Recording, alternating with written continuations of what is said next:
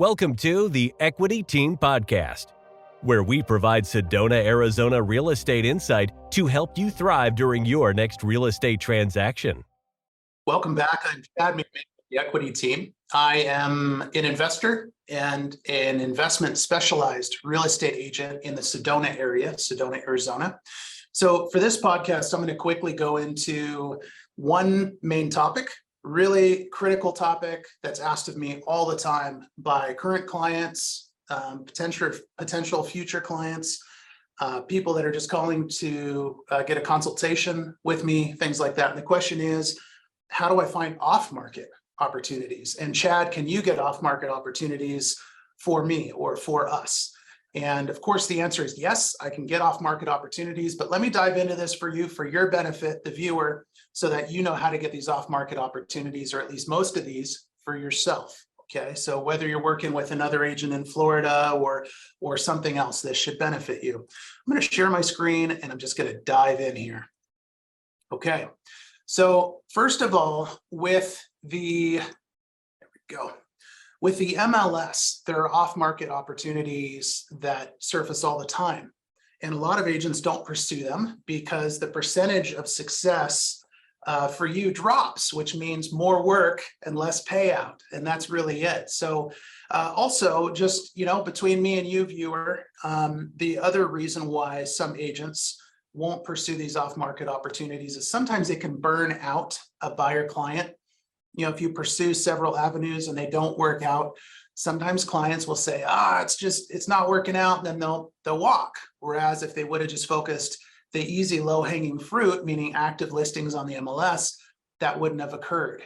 So that's just a fair warning there. But these are great opportunities, and I can talk a little bit about the percentage of success with each of these opportunities.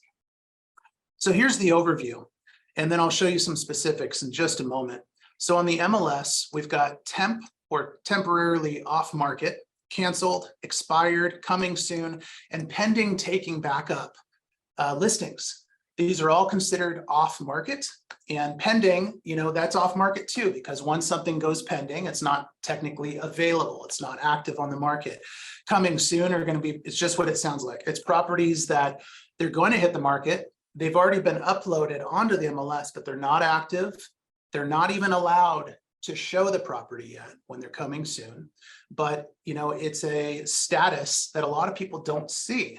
I always send coming soon to my clients because there are some really great opportunities that pop up there that we might miss otherwise. And if you wait until it's active, then you're competing with everybody.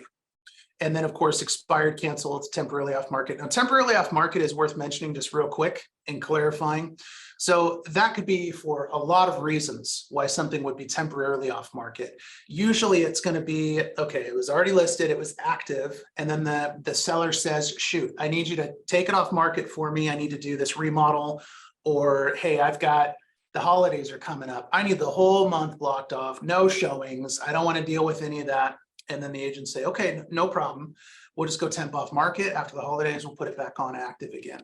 And that way, there aren't any headaches or frustrations with it. And they just pause, all of that activity.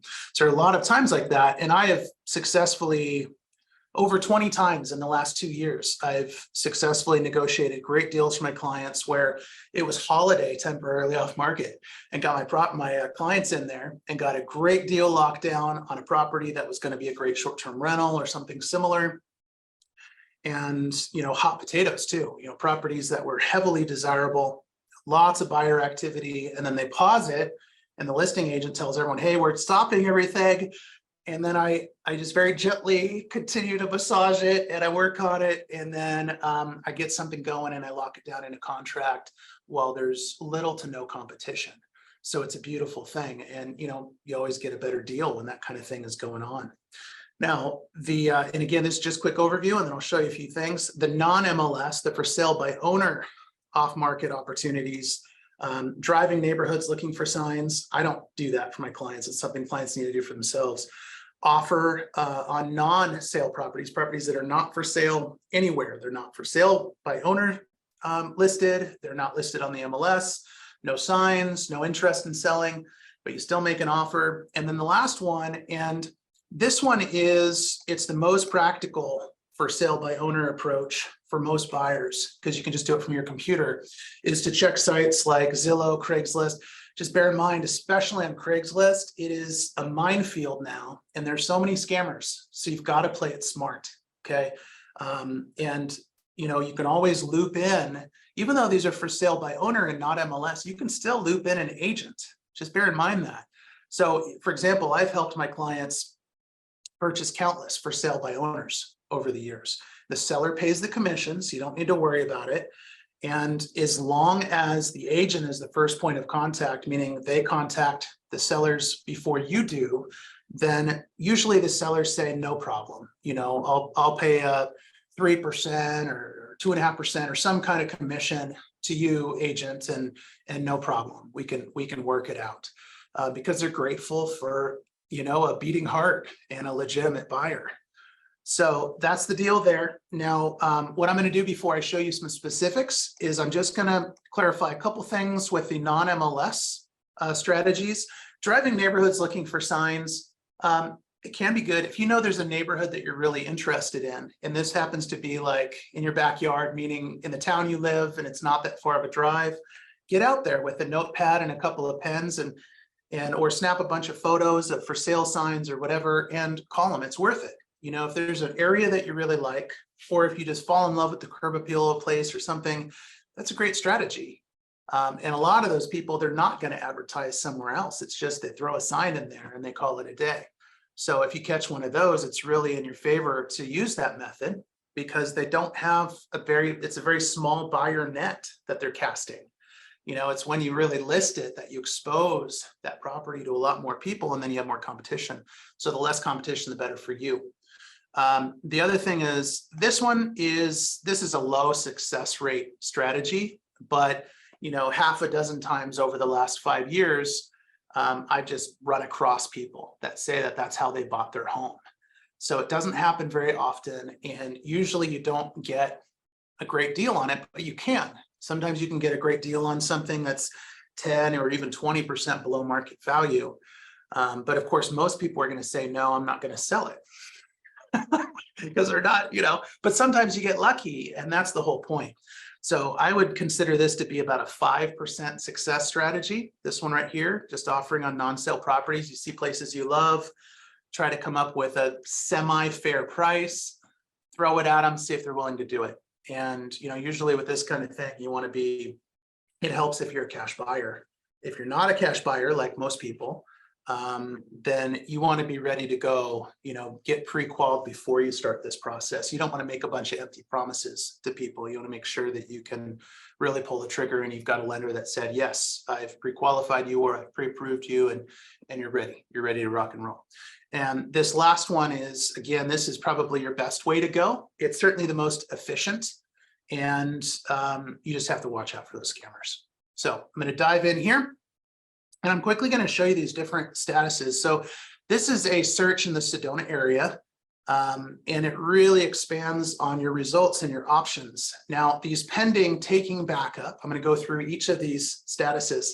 The pending taking backup, these are going to be folks that they've got it in contract, obviously, with a buyer, and they're open to having a backup offer. And so you would go through an agent. You can always use the listing agent, but you go through an agent, and the agent would help you put in an offer. And if they accept your offer, you're not in contract as the buyer. You're in contract as a backup buyer. And so if that other buyer flakes out, or they can't qualify, or they just decide they want to walk because they get scared off by something that probably isn't even that scary, or whatever it may be, their financial situation got a little more rocky or something. So if they cancel, then you slide into first position, and that's when the clock starts, and that's when you become the buyer. And now you're in contract, and you get to do a full due diligence period, and you get to inspect, and you get to check it out and all of that. You don't miss out on those opportunities. It's whatever you put into your offer, you get that. Okay, so I always recommend backup offer or not. It's a good idea in 99% of cases to have an inspection period and all of that kind of stuff. So that's the point. If you slide into first position, that's when you get your earnest deposit to the sellers. Usually it's wired over, or you hand them a check or something. And then now you're the buyer in first position. Okay. And then you still have all the, unless you waived them in your offer, you have all the contingency protections that a buyer should have. So you're well protected, and then you can move forward and you can do your normal stuff. So the success rate on this, if it's done right, usually, it's somewhere right now, it's about a 20%. It's pretty good. This is a really good strategy. And again, a lot of people don't pursue this, which is really a shame. Just in the last year alone, I've had more than 5. I want to say it's been 5 to 8, 6 to 8, something like that, buyers that have purchased properties with this method. So it works out. You just need to understand and accept in your heart that it has a 20% success rate, not an 80% success rate. So you kind of you go through the motions on a place that you love, and you hope it works out, but you understand it's likely it won't. But in my book, this is well worth the effort. Okay, as long as you just understand that there's more chance it won't work out than a chance that it will. But this is a great way to just slide in and get that. And then usually it's like within a week, but usually within a few days after you get into backup position, you'll know if you're going to become first position buyer or not. The other benefit is when you do a backup position offer, you really have all the power in the relationship between buyer and seller, because you can always withdraw your backup offer. So if they accept your backup offer, you can change your mind, and then your agent gets them something in writing that just says, hey, we want to withdraw our backup offer. And you just pull on out of there and move on. So it's a great way to go, but you just want to make sure if you pursue a backup offer that you're sincere, that you're very earnest in your approach. Now, expired is a given. That's MLS listings that, they have a deadline of when they're going to sell this thing by, and then that time comes up and the sellers don't extend it. So you can see here, there are decent amount of these things. And, there's some nice properties in here that I'm very familiar with, by the way. Now, the chance of success on expired listings is a lot lower. So I would say it's about 5 to 10%. And the reason why it's so low is a lot of times it expires, and then either they list it with another agent, so it actually goes active on the market, and usually then it sells. Usually this is what the seller psychology is with a lot of these things, is first you have an agent puts it on the market, and the seller says it's got to be priced up here. And the agent says, ooh, all right, I'll do it. But, I think we should be right here. And it doesn't sell, it's priced too high. Or in some cases, those listing agents don't do a very good job. And, they don't market it properly or whatever it may be, but usually it's a price issue. And so then it expires. And then the seller says, I'm sorry, I can't continue with you. And then they list it with another agent at the price that the first agent had recommended. And then it sells. So a lot of these, again, they're already sold by the time we're looking at these, because they were actually listed again with a fresh agent at a lower price, and then they sell. But again, this is another strategy. And as an agent myself, what I usually do representing buyers, if they're asking about a property that's either it shows as expired or whatever it is, or I know that one of these is a great fit for them, I reach out. First, I look online and I see if it was relisted. I see if there was any for sale by owner activity with that property. And, I see if it's already sold. If it has, then we move on to some other property. If I don't see that, then I actually reach out to that previous listing agent, and I ask them about it. I say, what's the situation here? And is this something that they would still be willing to sell? Now, it's very similar with temporarily off market. Again, we already talked about these. These are great opportunities. This has a higher chance. Usually I would say these have about a 40%, because things happen. Sometimes we go temp off market and they never go back on again. So that can happen too. And we also see temp off market with similar situations to expireds, where sellers will tell the listing agents, hey, we need to temporarily pull this off market. They do that.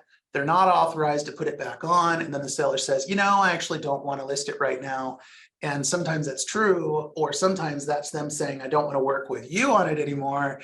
And then they actually list it with someone else, or they go for sale by owner on their own, or whatever it is. And then again, rinse and repeat, it sells or whatever.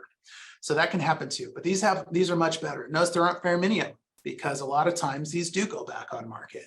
So there was a longer list once upon a time, but then that list got shot up as they went active again. Canceled. So canceled is a toughie. These are a smaller percentage chance of success. Canceled, probably about a 5% chance of success with these. And there are a lot of them. So there are a lot of reasons why people might cancel. You can see just tons of these in the small area of Sedona. So a lot of reasons why listings get canceled. And the short version is a lot of these that get canceled, people usually decide either they don't want to sell it, in which case they don't want to sell it. You can still approach them, reach through. And again, I reach through the listing agents on this. I don't try to cut them out or anything like that. Reach to the listing agents and see if that is an option anymore. Usually it's not. Sometimes they want to cancel with that agent. They're not happy. And then they relist with someone else and then it sells. So, but there are a lot of other reasons too, why these listings are canceled. So that is the deal. And again, on these asterisks up here, I know I already mentioned this, but a lot of agents don't handle this the best way. They don't handle temp off market, canceled, and expired listings with your best interests in their hearts. And, usually they try to cut out the previous agent, work directly with the seller. That may sound like a good thing, but in most cases, even if it was canceled, expired, temp off market, in most cases, there still is a good relationship with trust between that previous agent and the seller. And trust is so important when it comes to any version of sales at all. And more of us are in sales than we care to admit. I'm obviously in sales, but I don't approach my business that way. I approach my business with the client. So what I always do with temp off market, canceled, and expired, I always go through previous agents. And unless they tell me they have a bad relationship, with the client, in which case then we talk about, hey, is there a better way? And then I still involve the agents. I get them paid something or whatever so that they can help to kind of transition that over. Because for me, it's not about doing anything and everything to try and double my commission and get both sides. It is to arrange a positive outcome for my client, which is the buyer. My client is not the seller. So to arrange for the best outcome for the buyer and what needs to happen for that to occur. So just a heads up on that, just beware that a lot of agents, they approach that more selfishly, which makes sense. I mean, they want to make more money, but just be careful that a lot of them aren't going to go through the previous agents. You may want to say something to them. Just ask them how they're going to approach that. So that's it. I hope this was helpful. And as always, please reach out if you have anything I can do for you. And if you would like me to kind of explain something else, or if you want me to answer questions for future podcasts, reach out. I'm happy to do that. All right. Good luck out there. Thanks for tuning in to the Equity Team Podcast. To speak with one of our top agents, visit us at owninaz.com. That's owninaz.com. Or call us at 928-323-0031.